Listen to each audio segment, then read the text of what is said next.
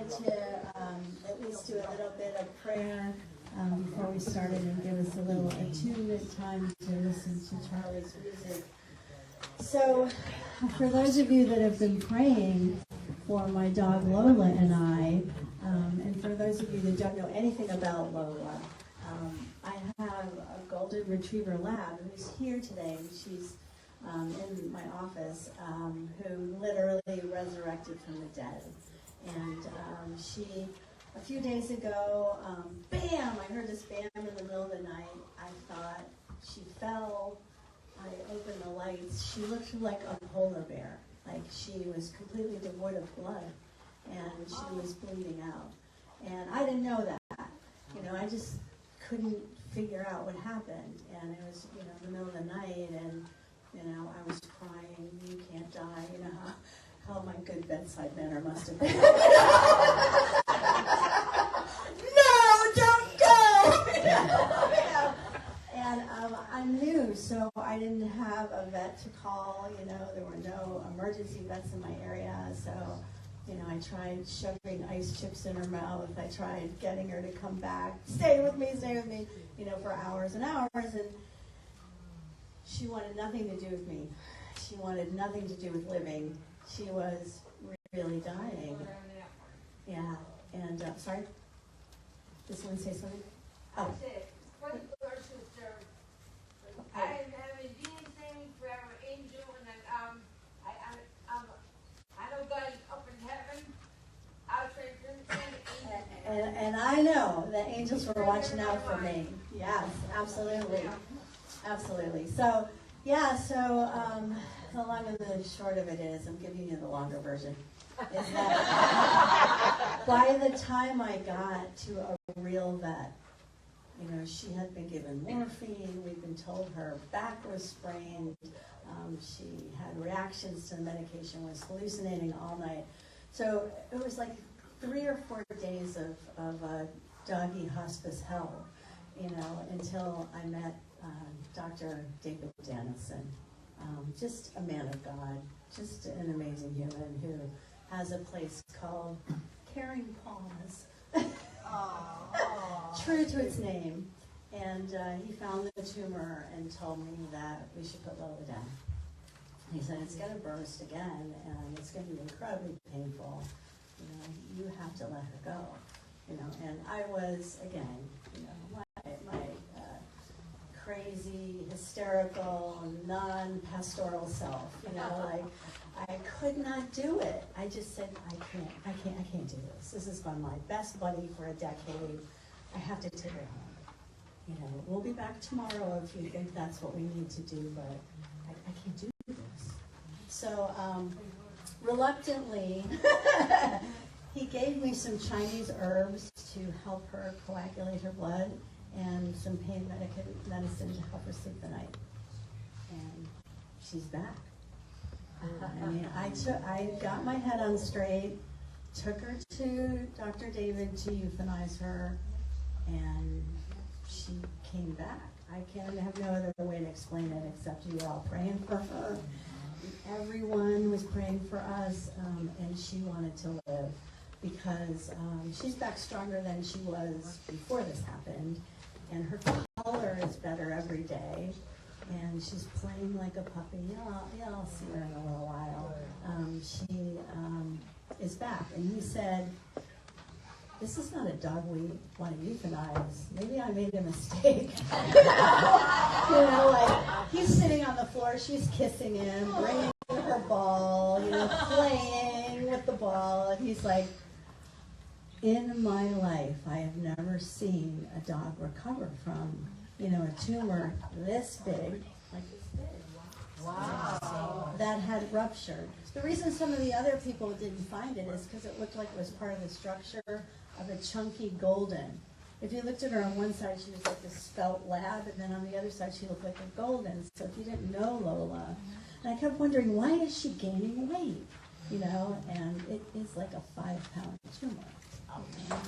Yeah, so he said, in my life, I've never seen anything like that. But I have to tell you that if you had said that you still wanted to euthanize her, because we both prayed for 20 minutes. We both went off in separate places and came back and said, this dog isn't dying. This dog does not want to go now, you know? And he said, if you had said this dog should be euthanized, he said, I couldn't do it. He said, because I answered to God first. Is that the sweetest thing ever? The sweetest thing ever. To tell a minister. Okay, so now that I've told my healing story, let's pray. Thank you, God, for miracles of healing. Thank you for this amplified course we're living in miracles. Thank you for bringing Charlie to us today. Thank you for Lola's decision to keep on living. Thank you for every precious moment in life. Praise God. May we all be well. May we all be happy. May we all be fed. May we all be well. May all beings be well and happy. Thank you, God. Amen. So I know that Charlie deserves an introduction for those of you that don't know him, but I know he also doesn't need an introduction from most of you. But Charlie brings such spiritual gifts with him and his presence that, do you already feel it?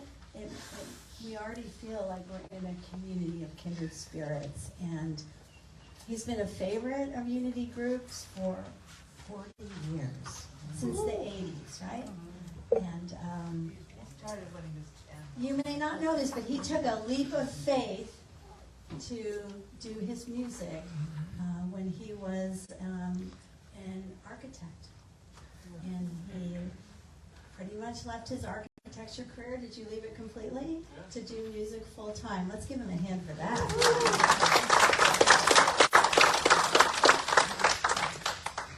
Charlie's music is inspired by truth teachings like Unity and A Course in Miracles, and 7 years of touring with Alan Cohen's workshops and retreats, and being a keynote musician and speaker at lots and lots of events all over the world.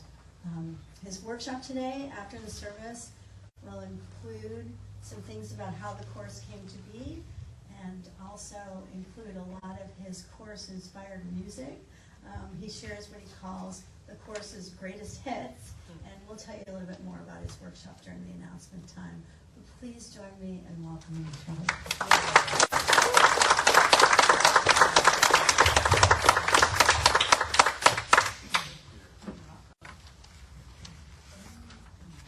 Well, I think Lola needs a new name. I don't know if she can ever answer to anything but L-O-L-A-Lo. Well, the thinking is just add Zerus, so it's Lo Lazarus. Yeah. I thought of that a lot.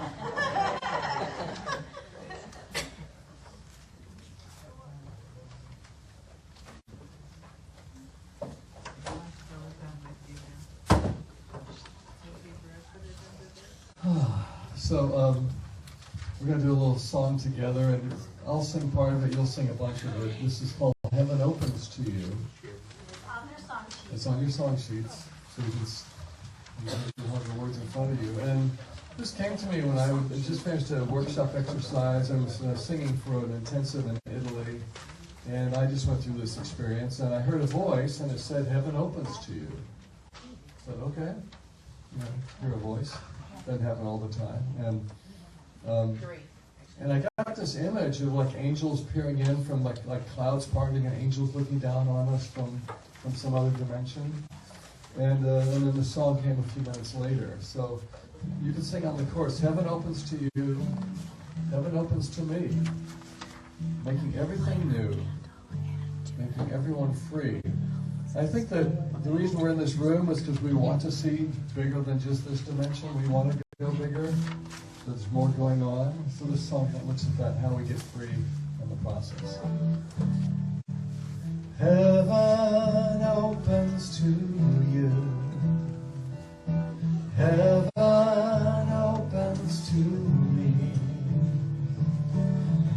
making everything new, making everyone free. Let's do that again. Heaven opens. Heaven opens to you. Heaven opens to me, making everything new, making everyone free. No use in hiding,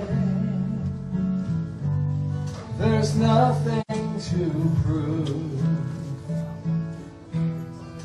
Angels are guiding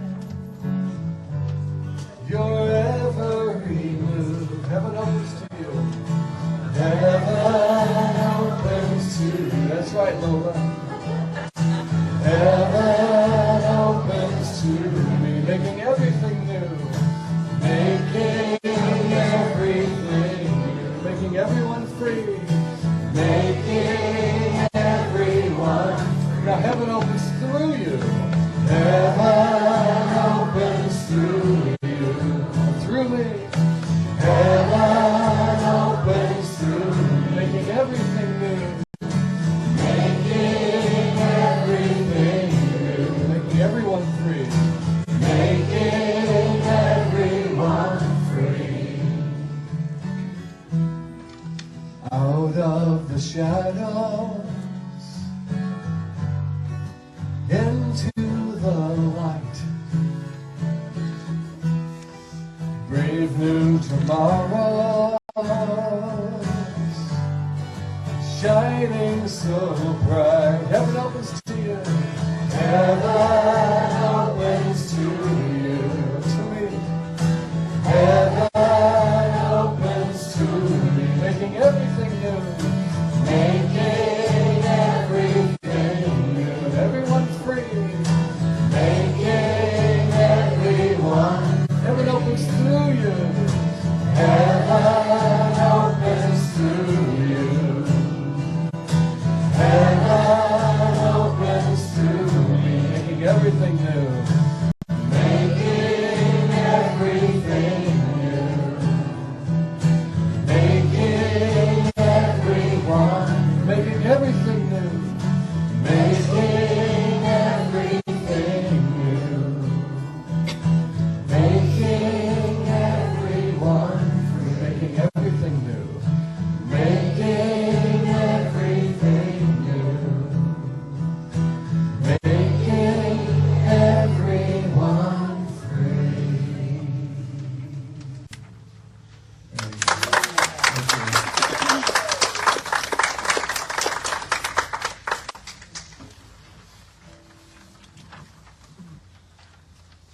Hi.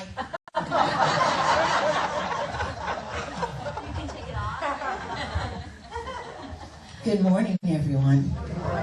So, as always, on Sundays, we light the Christ candle. It's always a chore.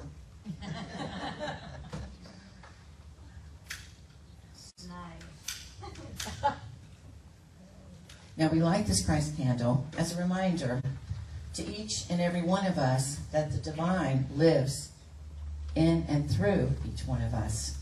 So we like to give back to our community, and we do have a basket up front. If you have some change or $1 or $2, you want to walk up and put it in, you can do that now. Or it is for to feed the hungry in our community. So this is something we always collect, or you can do it after the service too. It's really up to you. It's just something that beginning of every service we like to give, and then we share with the community. Unity is a positive spiritual path to spiritual living, and we know that each and every one of you, just so you know, you're welcome here. And Lola's doing her welcoming as well.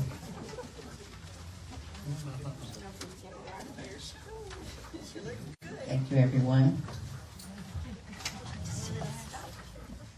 want to remind everyone, whether you're watching here live or if you're on Facebook or YouTube, we welcome you. Your presence is always a blessing to us.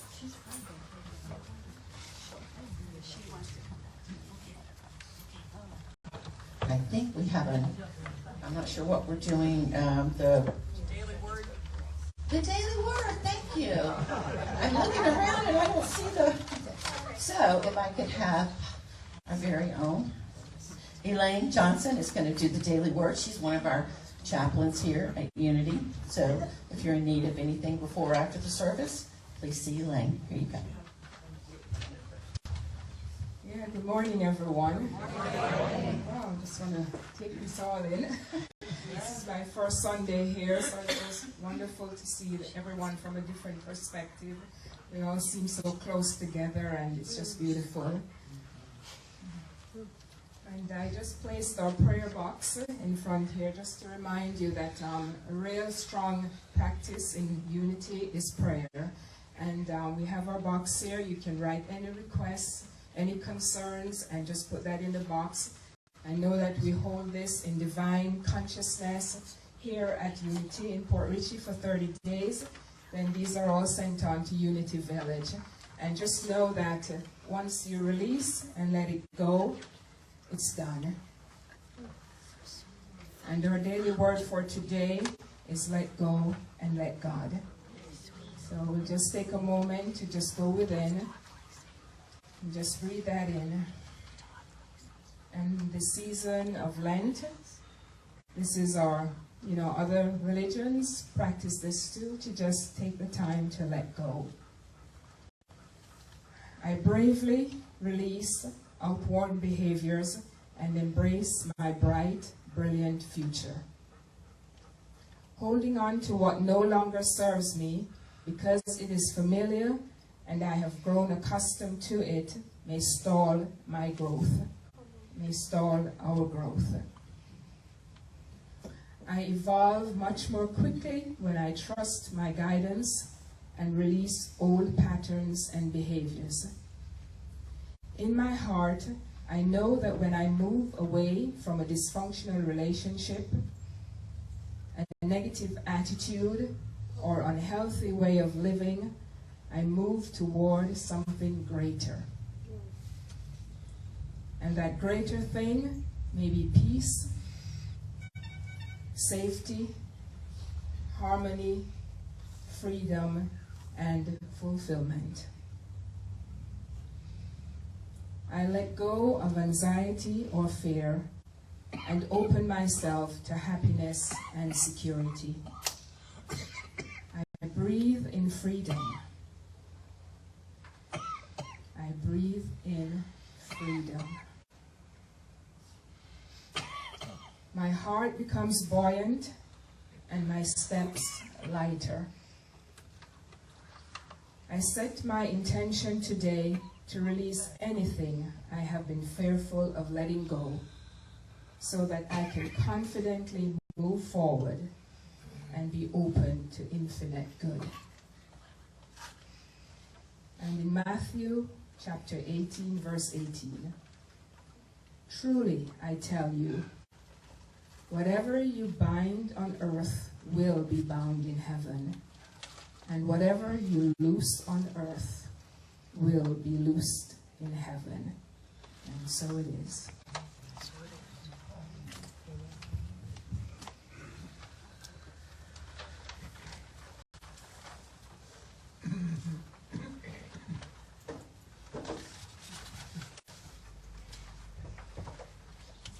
Thank you, Elaine. That was really beautiful. And now we have the blessing of welcoming our new members into our community. Some of them are not really new to Unity. Some of them have been a part of Unity for many, many years. Some of them are ministers themselves. All of them are amazing, amazing human beings who have been walking a spiritual path for many, many years. So I'm going to, I'm not really good with a wire on a mic, am I?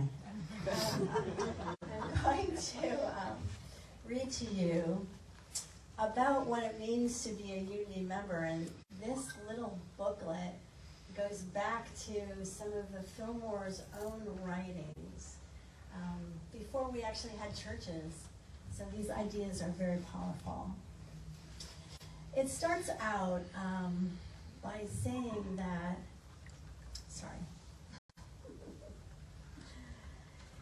Unity membership has no requirements other than a desire to know God, Goddess, all it is, love, truth, whatever your name, and to understand love and obey the spiritual laws of being. Unity offers no prescribed doctrine or creed other than to seek the truth, with a capital T, and follow the only commandments Jesus ever gave. Thou shalt love the Lord thy God with all thy heart, with all thy soul, with all thy mind, with all thy strength, and love thy neighbor as thyself.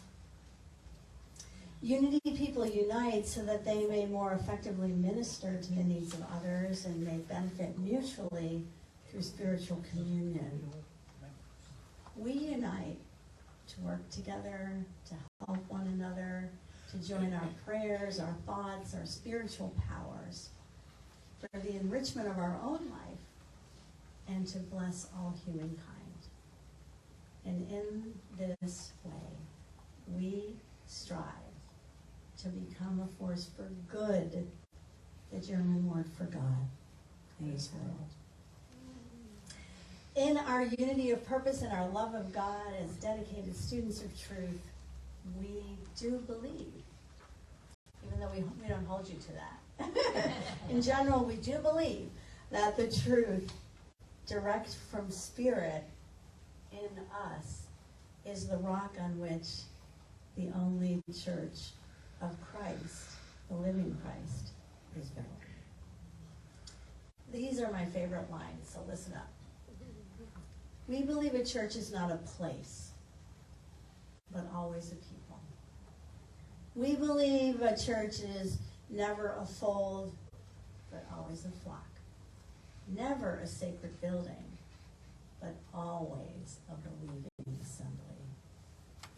The church is you who pray, not where you pray. There is in this world nothing more sacred than you, your spirit, your individuality. And there's no sacred sanctuary of God, but the soul of you. Unity means oneness, and the real unity is gathering together in this oneness with all life. We have one chair left right here. Raise your hand, person in blue there. Raise your hand right there who has the chair next to you. We were waiting for you, Steve. There's lots more in this, and I'm not going to read it, but the last paragraph, I want you to hear it. Be renewed in the spirit of your mind. Your inspiration and your guidance comes from within. We are open and receptive to the fulfillment of the divine plan in us and through us, and for the unity work here and for the unity work in the world. Amen. Amen. So I'm going to call the names of the new members, and I would like to ask you to just come and stand and face the community. Dale Addington. Olivia Christel. Carla Janet. Mark Justy. Laura Justy. Donna Smith. Charles Simpson. And if the staff with the certificates and the books would come forward. And if our board member would come forward.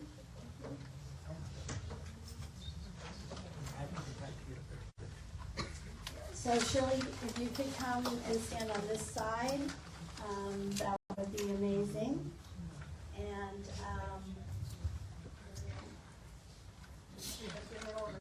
oh, we don't have to go there. You can stand over here, and they are. Yeah, you want to get these in order and alphabetical order? They're in alphabetical order. No, they were. Oh, you want? They're not.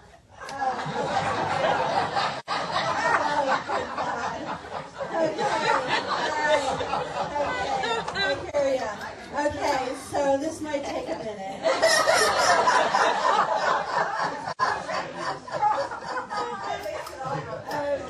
All right. Oh my goodness. You know, I think you've seen it all, but You know, Gail, it should have been an alphabet. I'm glad you know them because I couldn't have put them in this order. Yeah, so, all right. So Shirley and I, as representatives of the community, we want to bless you and welcome you into this ministry. And so for every person, we are going to bless you and welcome you into our church. Being coronavirus times, we are not going to hug and kiss you. We are just going to offer you our blessing and our love. Thank you, God, for these new members. We bless you. We love you. We appreciate you. We behold the Christ in you. And we welcome you into the ministry of Unity of Fort Richey as full members in every way. Amen.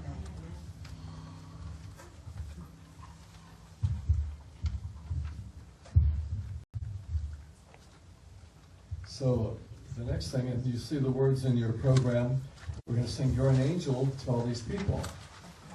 Okay, so see if maybe hold the paper with one hand and put your other hand out to bless them. Whatever works. Ready? Just like this. You're an angel. You're a being of light. You're an angel. And I know that I'm right. You're an angel, bringing love to everyone, and it's yours to give. And in the giving comes the fun. Again, you're an angel. You're a being of light. You're an angel, and I know that I'm right. You're an angel, bringing love to everyone, and it's yours to give. And in the giving comes the fun. Sing for all of us. We are angels. We are angels. We are beings of light. We are angels, and we know that we're right. We are angels, bringing love to everyone, and it's ours to give. And in the giving comes the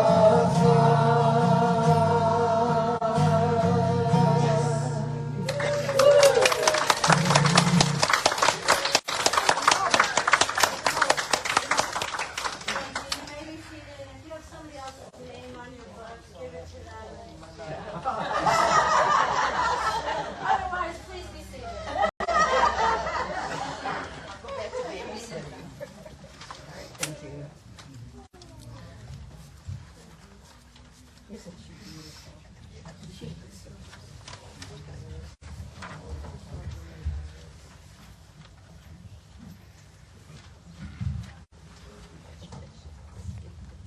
So I talked to Lakota Elder Basil Braveheart for 45 minutes this morning, which has never occurred in my life. He's such a busy person, and I never want to take up any of his time. And he shared with me some things to share with you.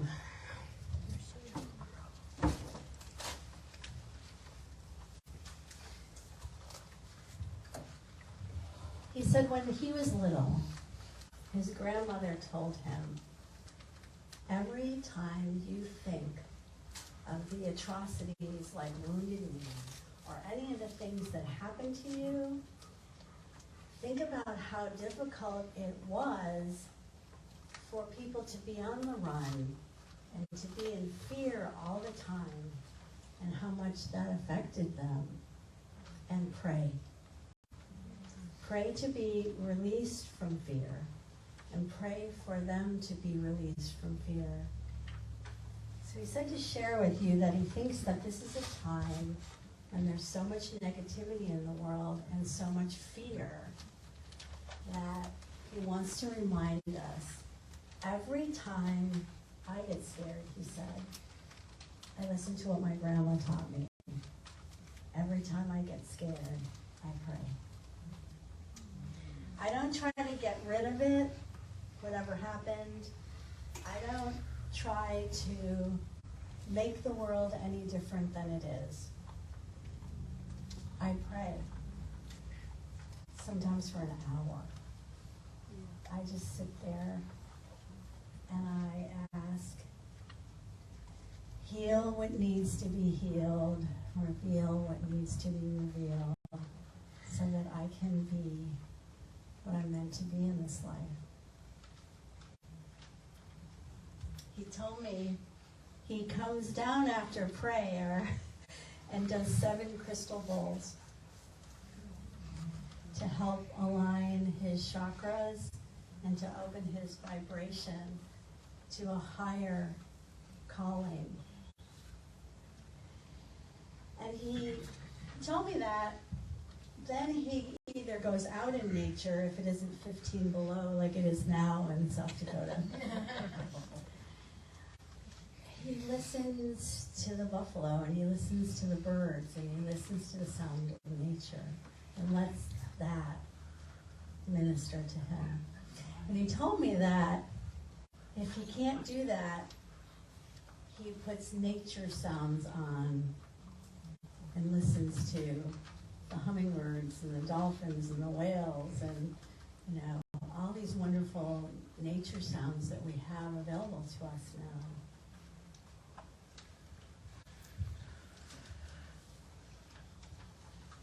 He said there's an undefinable, ineffable divinity never absent from any of us. Can you tell his name again? Basil Braveheart. He's a Lakota Sioux elder. He's 89 years old.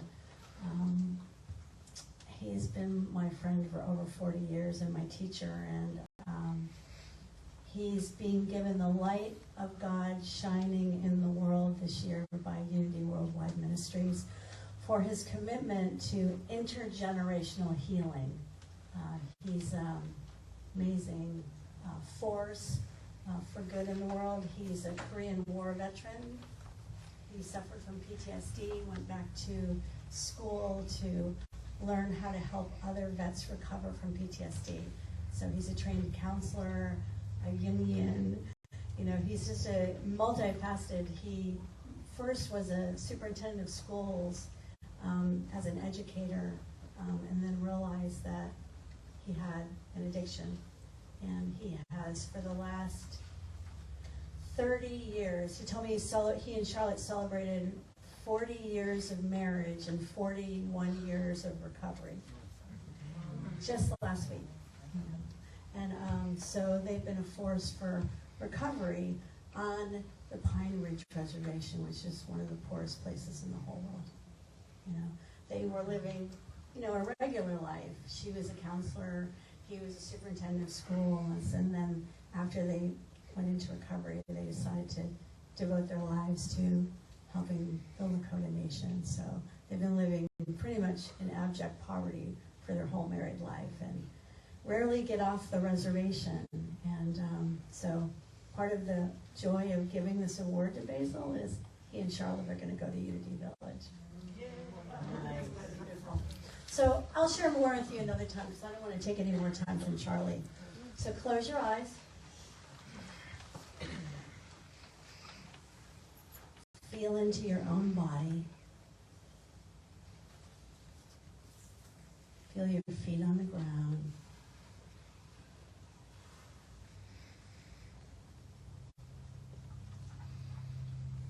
Open up to the energy that comes from the heavens.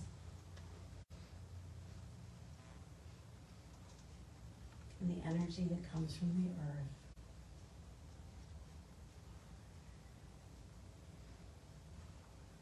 And feel those energies mingling in you and overflowing your heart.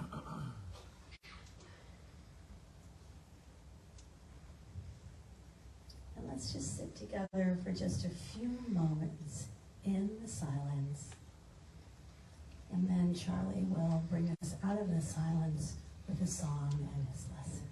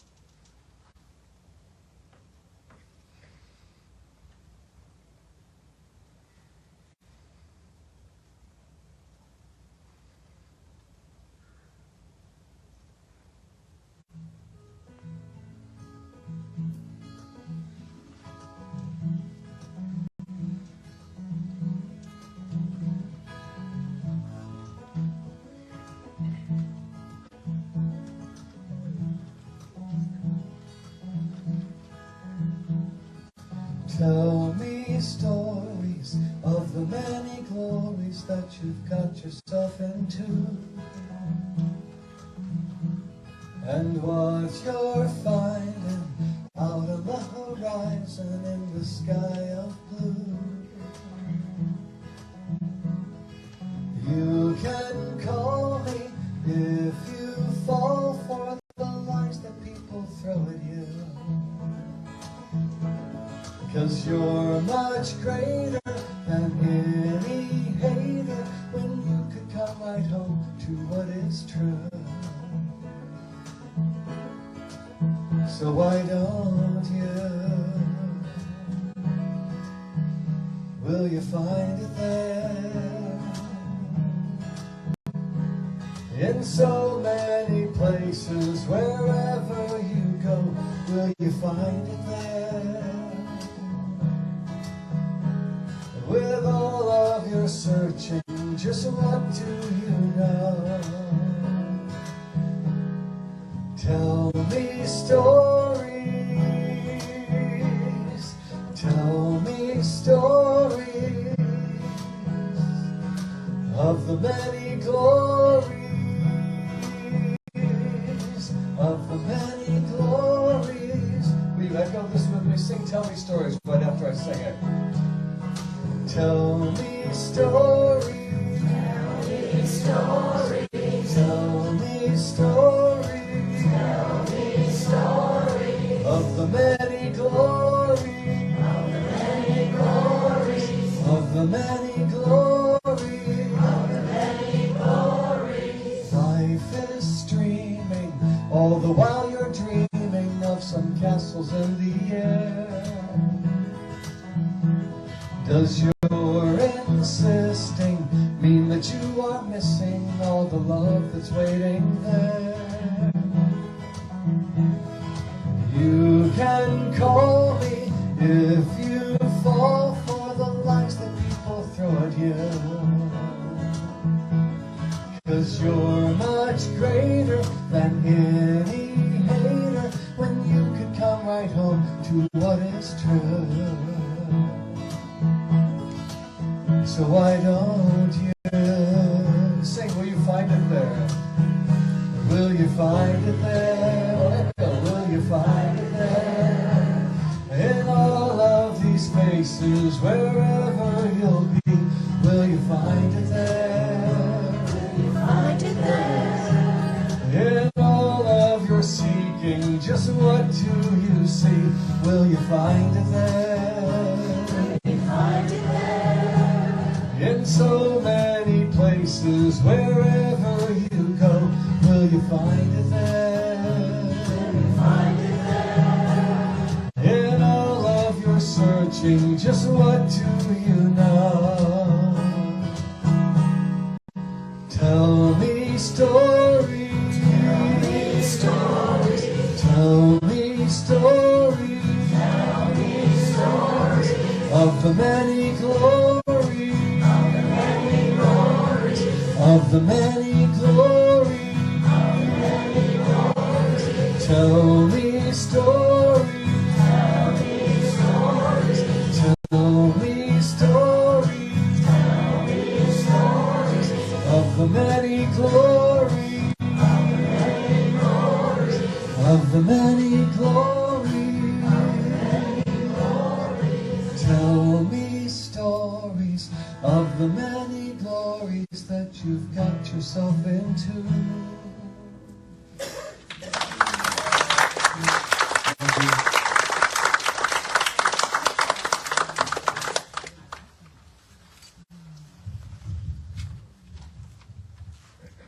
I like this church. We like you too. Well, thank you. I want to make it a compliment. Thank you. I think you got a pretty good new minister, huh? Well done. Well done. What a nice feeling in this room, in this community. I mean, it always was, but you just kept taking it up, upward. It's only our second time here in this space, John. Yeah, pretty. One someday you might even fill the room. What are you gonna do now? Knock out the back wall? Are you gonna build out into a parking lot? Maybe need a balcony? Pretty exciting. So, yeah, it feels like maybe some people are coming back, huh? That used to come. Yeah, that's it. So, couple of in the bathroom. We got 2 toilets, keep the doors open. Well, my talk today is entitled "The This is still not. That's a good one, huh? 2 toilets, keep the doors open.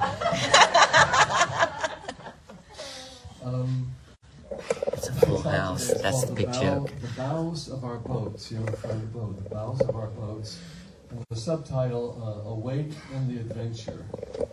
And I want to look at how we can keep staying even more and more awake to these beautiful moments we're experiencing. Because often we kind of drift off and forget to be right here. And this is nothing you haven't heard before, but I think life is, and talks at churches are like peeling an onion. You can go deeper, just be reminded, find something new, even in things that sound like you've heard them 100 times before. So I have some fun stories to share as well. But first, I love opening with a joke, so I have a new joke for you. And this is about 2 old codgers. They're driving down the street, in Main Street in some small town. And it's Dave. Dave is driving, and Larry is in the passenger seat. We'll say Paul. Dave and Paul. So anyway, Dave is driving. Paul's just sitting there in the passenger seat. They're going to lunch. And at one moment, Paul says, "Wait a second. Did Dave just run a red light?"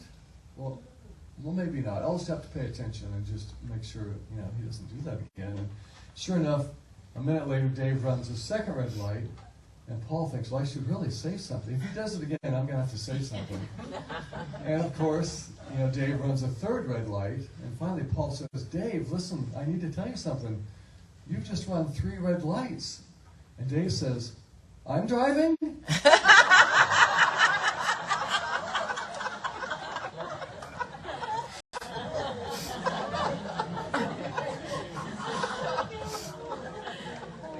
Awake in the adventure. Awake in the adventure. We want to stay awake to what's happening in our moment to moment. I want to tell you a story about a good friend of mine, and she's passed on now, but she and I, well, she had a daughter almost exactly my son's age, and we were kind of like parents who were raising each other's kids, you know, my wife and I at the time, her husband and she. And so, in fact, I was just in San Francisco visiting my son, but he didn't have space, so I stayed at this friend's daughter's house. She's 34 now. It was just fun, you know, someone I've known since she was 6 months old. And but anyway, my friend, her name is Tana, and she would always say Tana like Montana, and a good friend for a third of a century, and one of the smartest, brightest, funniest people you would ever want to meet. Amazing artist, so many talents, and yet she seemed to never get her life together. It's like life always felt like it was a kind of this tragedy slowly happening, like she could never really quite get a job that worked or quite make the relationships work, or you could tell she didn't have much self-esteem, even though she was brilliant. And that was sad for a lot of us that were friends. But a sweetheart of a person. And a few years ago, she got a diagnosis of cancer and had it treated, and it went away. And then it came back again, treated, went away. And it came back a third time. This time the doctor said, I'm sorry, but it's terminal, and there's nothing we can do. And I was visiting her maybe 8 weeks before she passed. And what really struck me was that she looked the best she'd ever looked. Her energy was light. She looked healthier. She'd lost some weight. I guess that happens, but her energetically, she just seemed at peace. And this is someone who always felt like she had a weight on her shoulders. Always. Like there's something she wasn't making, she wasn't, you know, achieving, she wasn't kind of, maybe this thought she needed to be something better than she was. And she seemed so at peace and at ease. And I realized that for her, now that she saw the end in sight, she didn't have to be anything for anybody. She'd like let go of the baggage, let go of the sense that she had to perform or, you know, achieve or any of it. She could just like relax finally. And for me, it kind of begs the question, does a person have to be on their deathbed before they finally let go of their baggage? Are we carrying baggage that we think, well, eventually we'll let it go when it's our last few weeks, but why can't we do it now? Why can't we just kind of somehow not have to carry that weight? So she did eventually pass, and I got a call that afternoon. I didn't live super close to her, and so it was in my mind for, you know, that evening, and we were going to bed, Heidi and I, and I remember lying there with Heidi on the pillow, just looking at her and, you know, talking before you turn the lights out, and then I started to hear these several lines of poetry in my mind, and Heidi says, "What's going on?" She can always read when my mind is on something, and I said, "Well, I'm hearing these lines of poetry. I'm thinking about Tana, of course." And she said, "Do you want to get up and write them down?" And I said, "Yeah, I think I should." And I went in the living room, got out a piece of paper, and wrote these 4 lines. And as soon as I wrote them, 4 more lines came, and then 4 more lines, and the 4th line had this poem, just a few stanzas, and then about half an hour later, I had a song that went and said, "I think this maybe wants to be a song." So I want to read this to you and just kind of look at what it's saying. Now, the image I was getting, you know, lying on my pillow, was the bow of the boat, just like on a glassy lake cutting through the water. Can you kind of get that image? This point, usually how it kind of pushes the water away. And for me, what this was representing was this moment passing through time. You know, just that right on the edge of awareness of this passing of time, of this moment, you know, moving through time. And what I was also aware of is that, and I've had friends die in the past, people I know, and what I notice is when it happens, it kind of shakes me. It's like, oh my God, wake up, don't fall asleep in your life, stay awake. You know what I'm talking about? If you have that thought, you're like, I don't want to miss it. You know, sometimes we get on automatic. We're just like going through the motions, going through our lives, just doing this, doing that, instead of like oh my God, this is precious. And when someone dies, I kind of go back, look, I need to remember to keep this precious. You stay awake. Don't just keep falling asleep and sleepwalking through your life. So anyway, these are the words that came to me, and I'll just say a little bit about them. Now, I will say that, have you ever been to a weekend retreat or a church retreat or something, and it's a talent night, and then at some point someone stands up and says, I have a poem of mine I'd like to read, and you realize in horror that they have 12 pages stapled together. And this might take a while. This isn't that long.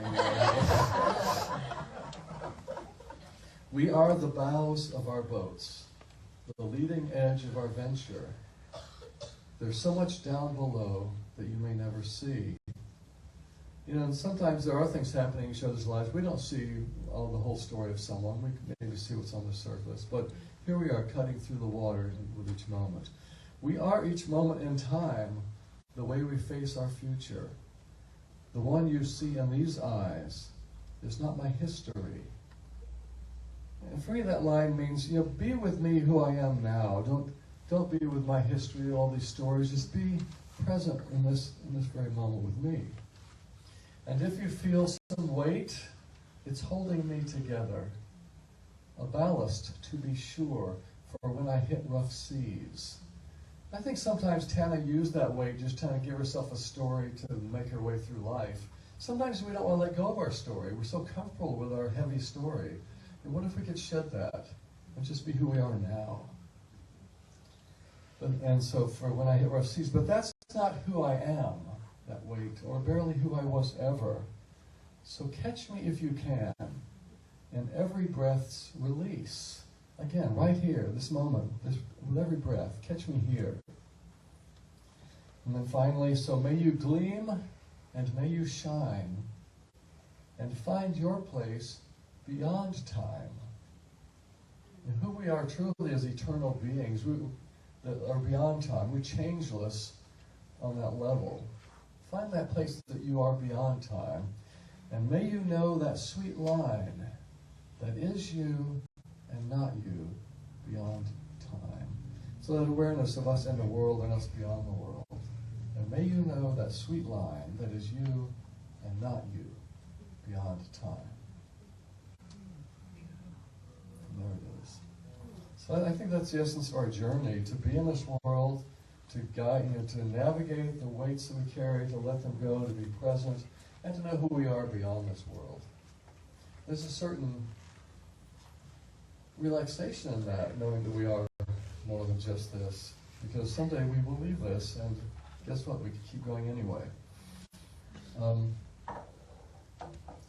My wife has really been into Byron Katie lately, and I have a great quote from Byron Katie I want to read.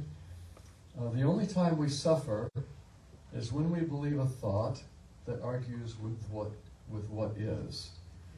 When the mind is perfectly clear, what is what we want.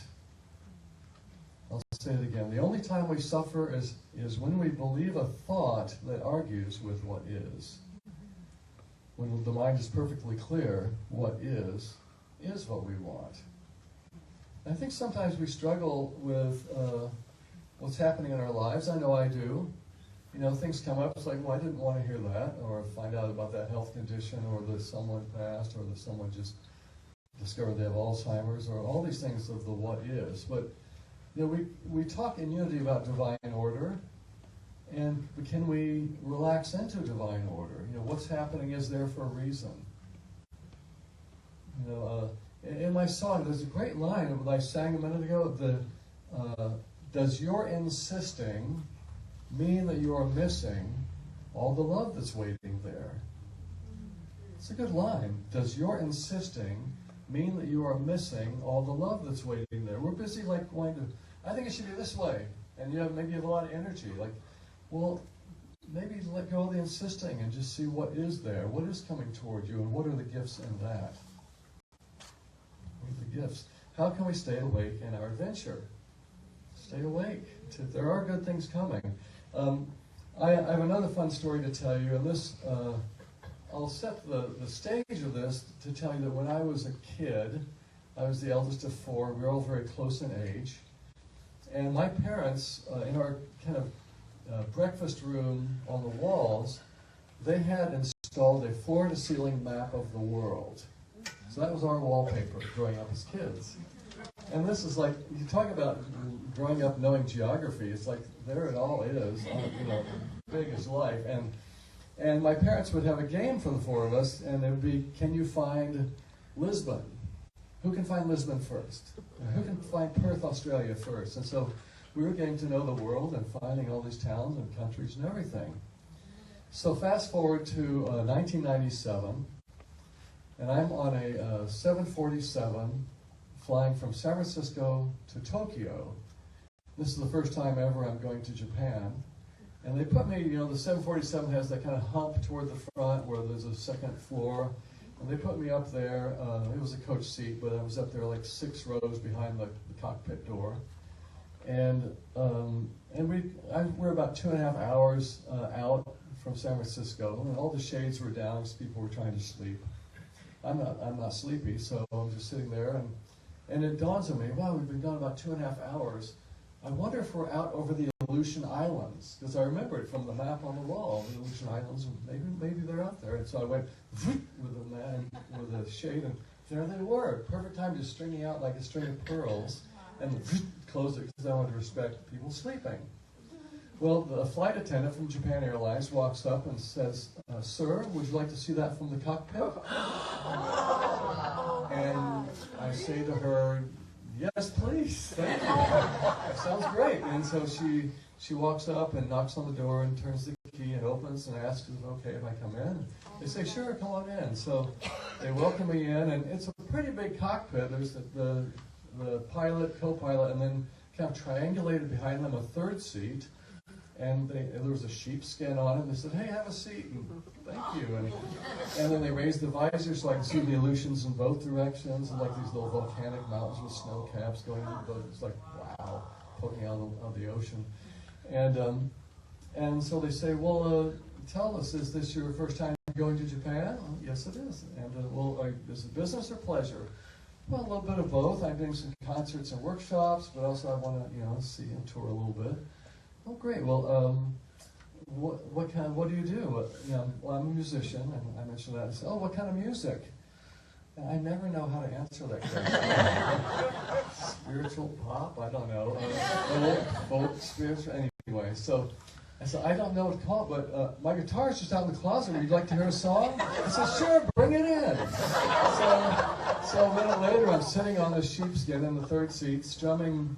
I didn't even think about it, just some song I'd written a week ago. If I just started playing because it had been in my mind, and it dawned on me once I started playing. It's like, oh my God, this song totally describes their life, because it starts out, "Sometimes I feel like a bird flying over the ocean," and so I played the whole song. And I was having a blast, and when I finally finished it, the co-pilot, he was the younger one, turned around kind of with this glazed look on his eyes, like he was mesmerized, and so I'm thinking at this point, I hope it's on autopilot. He's not really paying attention. And he said, "Oh my God, I love that song. Are you doing any concerts in Tokyo? I would love for my wife to hear that." I said, "Yes, I am, and let me get your contact info. I'll have somebody call you." And eventually that concert happened, and I played that song, and I used an interpreter to explain my story around it, and the punchline was, "And my Japan Airlines pilot and his wife are on the back row," and everyone went, "Ooh!" But think about this, awake in the adventure.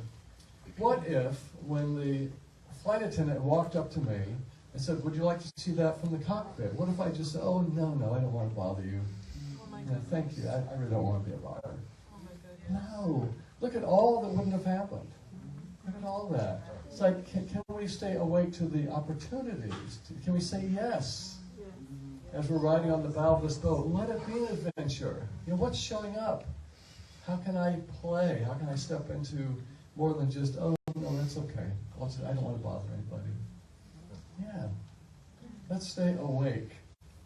I want to talk about one more thing. And this is what I call the pigeonhole effect. And again, we're talking about staying present, staying awake in the adventure. So I don't know if you've noticed this, but maybe you go on a vacation or you go to a retreat or something. And has this happened to you? Like maybe it's a 7-day retreat or a 7-day vacation. And on day 2, you look at somebody who's with you and you say, oh my God, has it only been 24 hours? So much has happened. Do you know that feeling? It's like, and I have a thought as to why that is. And I pondered this. I thought, why is it like that? And you know what I came up with? You know pigeonholes, like if you're in a mail room, there's all these rows you put the envelopes in. Those are called pigeonholes.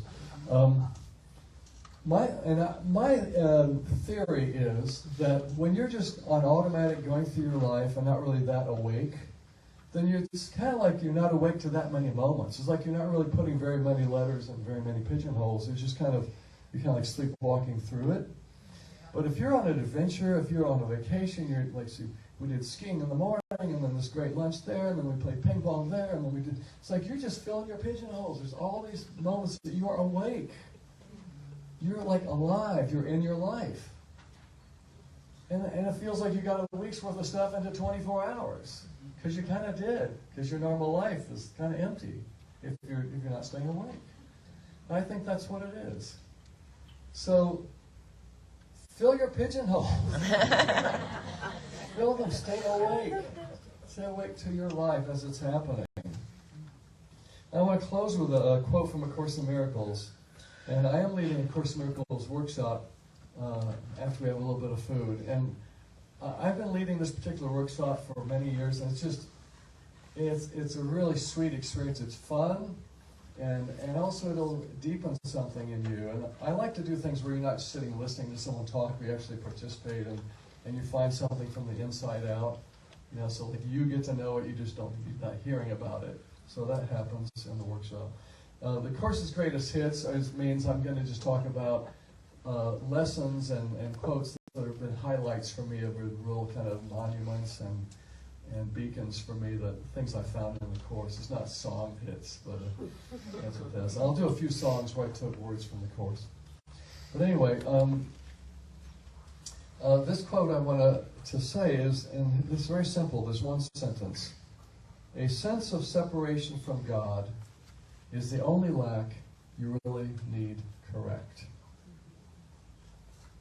A sense of separation from God is the only lack you really need correct. And I want to point out, where does connection to God happen? Does it happen in our mind? Does it happen in our thoughts, in the past, in the future? No. It can only happen in the present moment. So the way you're going to solve that sense of separation from God, that sense of connection to God, can only happen by being present. And you're only going to experience love by being present. So we have to come here and ride that bow of the boat awake in the adventure. Thank you.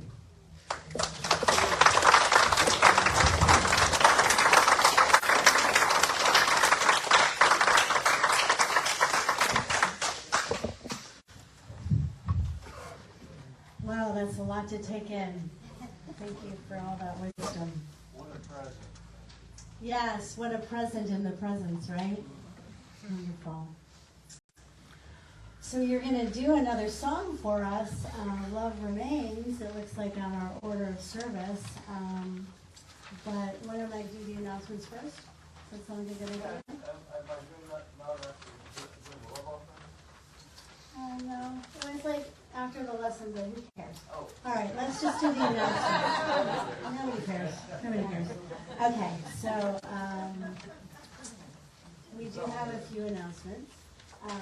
And next week, we have our friend, Reverend Anne-Marie Acasio, doing a blast from the past, a metaphysical lesson on Jesus, going off into the wilderness after his baptism, and we're going to have music by Marie Vandette. And Reverend Anne-Marie, can you stand and please let us welcome you today?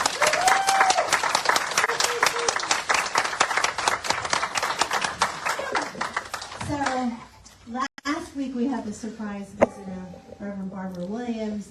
This week we have the surprise visit of Reverend Anne Marie Acacio, thank you. And we've never met, so. Yeah, just incredibly lovely and supportive and beautiful emails. Would you do us the honor of praying for our community and just giving us a blessing? It's been so long since I've seen you. Email, but we haven't seen each other. No, we almost got to Italy together. Oh, I wanted to go to Italy. I am so overjoyed to be here with all of you in a new space. You know how long you and I have been holding this in the High Watch and also holding in the High Watch for your new minister. And here it is. We have done it through us and through prayer. And so as we give thanks for the whole thing, we know that this is just the tip of the joy and the fulfillment that is present in this ministry, in this community. And it's every single one of us that has brought it to pass. And so we say yes. Let's say it together. Yes. For all that is to come, for all that has been to the trees moment, and for all that we are drawing in this present moment, and this present moment, this day. Yes. And we are grateful. So it is. So it is. Amen. Thank you very much, Reverend. Hi, Lola. You decided to come forward? Okay. It's okay. You can come on up. Good girl. Okay, so this is your official notice of our annual membership meeting and the election of our new board members.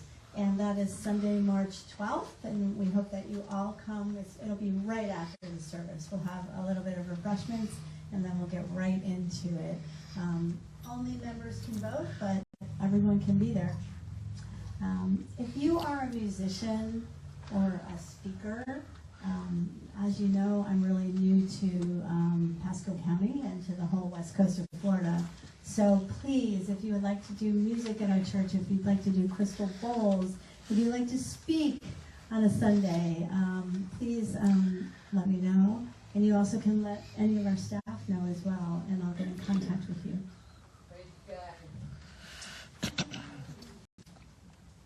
Reverend Tony Boehm, who some of you may know, she has been a union minister for a very long time. She was the dean of the ministerial school when I was in school. I love her.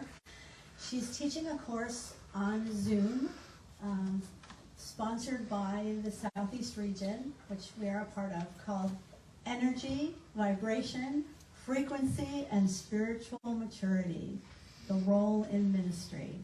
We've already paid for it. Anyone can go. So if you would like to go, it's Wednesday, March 15th at 10:30 or Thursday, March 23rd at 6:30. Same thing, both times.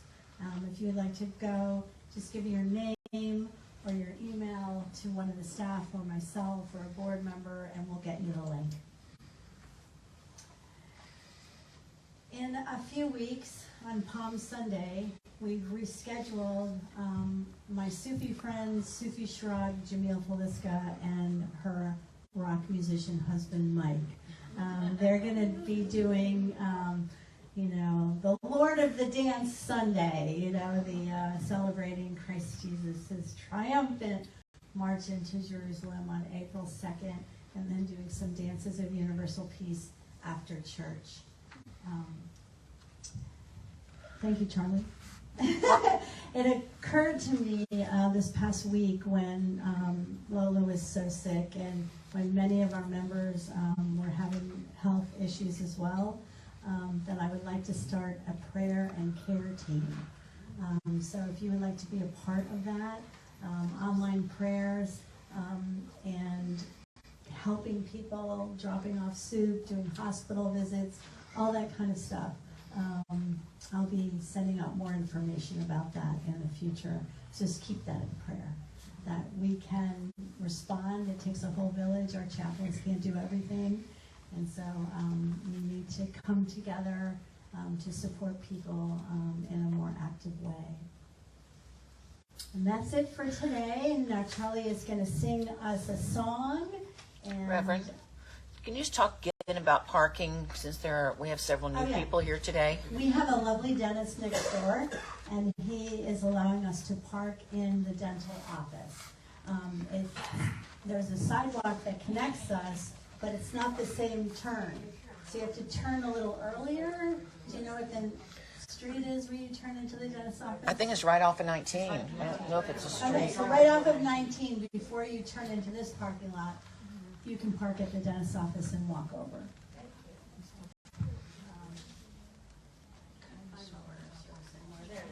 But I think, Charlie, you are going to do Love Remains, and then we're going to do the Prosperity Blessing.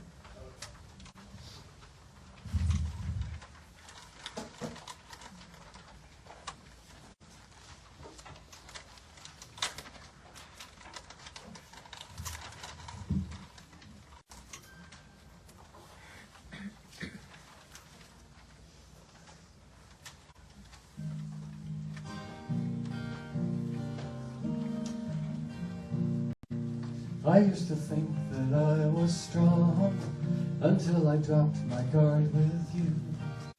I was mistaken all along. You saw my heart and we broke through. I used to think that I was strong until I dropped my guard with you. I was mistaken all along. You saw my heart and we broke through. And the sky opened up and the rules have all changed. Now the struggle is done, only love remains.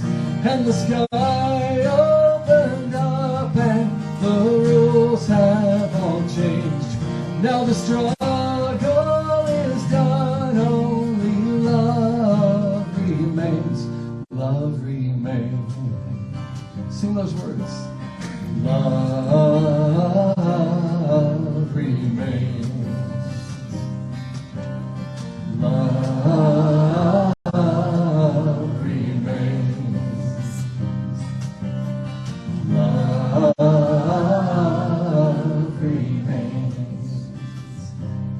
Why did it take so many years for us to make the simple move? Were we the prisoners of fear until we finally spoke the truth? Why did it take so many years for us to make the simple move? Were we the prisoners of fear until we finally spoke the truth? And the sky opened up, and the sky opened up, and the rules have all changed. Now the struggle is done, only love remains. And the sky opened up and the rules have all changed.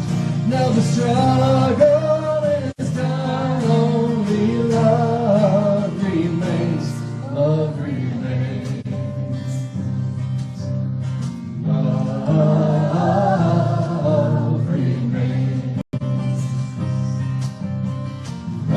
Love remains. Love remains.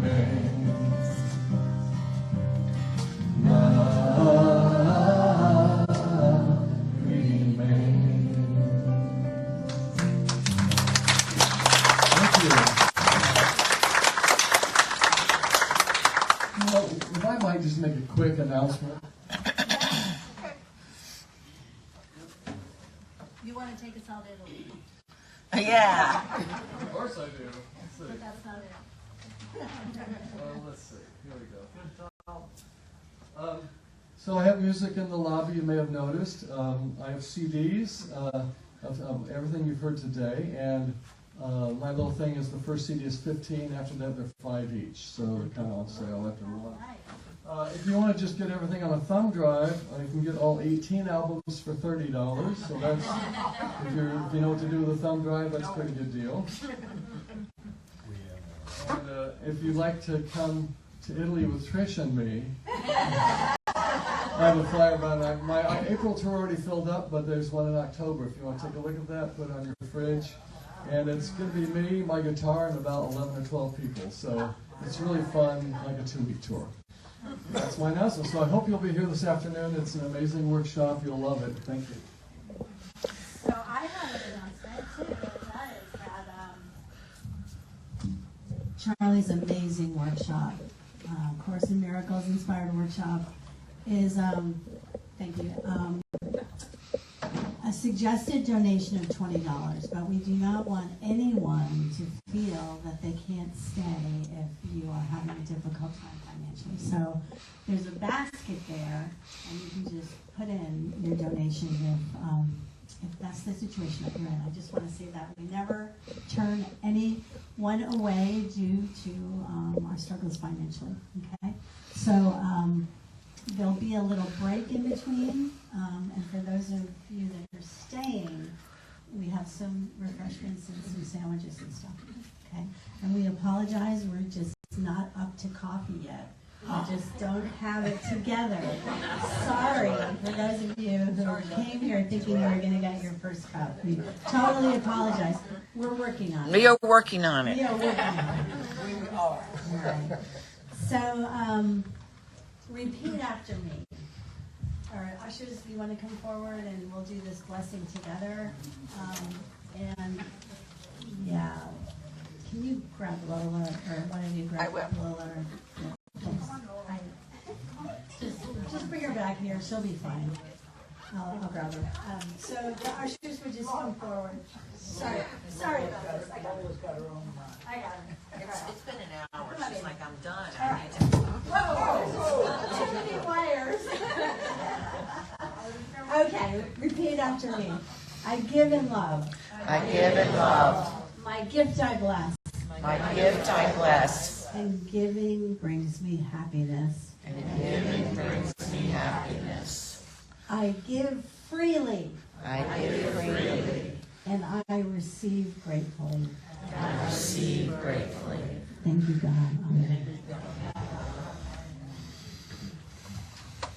So as the ushers come around to pass the baskets, we just want you to know that we're really grateful for all of the support that you are giving to our ministry financially, but also for the amazing support everyone participated in giving for this move.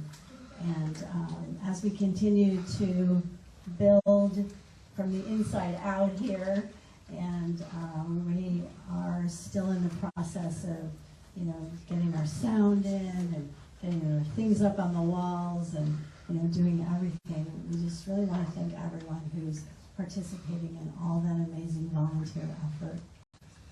Give yourselves a hand.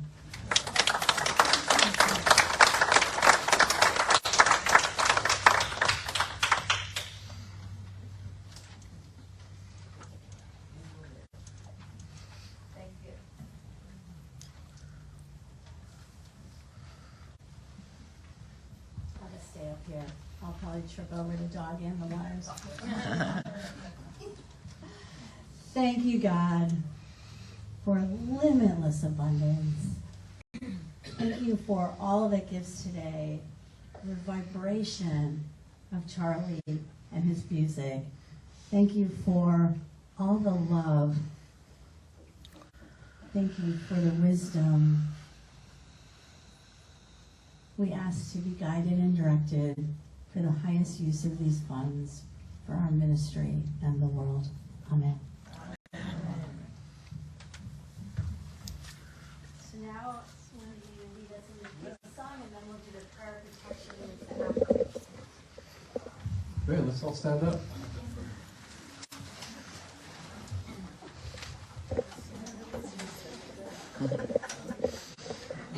Let there be peace on earth, and let it begin